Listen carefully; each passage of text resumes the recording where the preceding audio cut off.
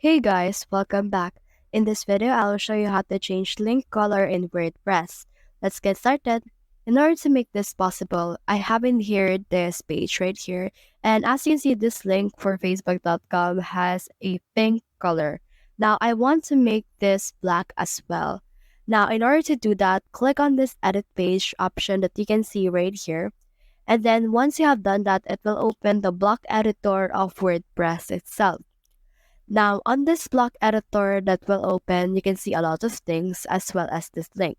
So what we can do is we can actually select this particular link, click on this arrow down button right here, and click on this highlight. Now, let's make this color. We have in here the option for text. Click this right here, which is black. And as you can see, it's been changed to black. Once you have done that, click on the save option right here, and you should be good to go. So that's the whole process. If you have found this video helpful, simply leave a like below or subscribe because it helps reach more people. See you soon.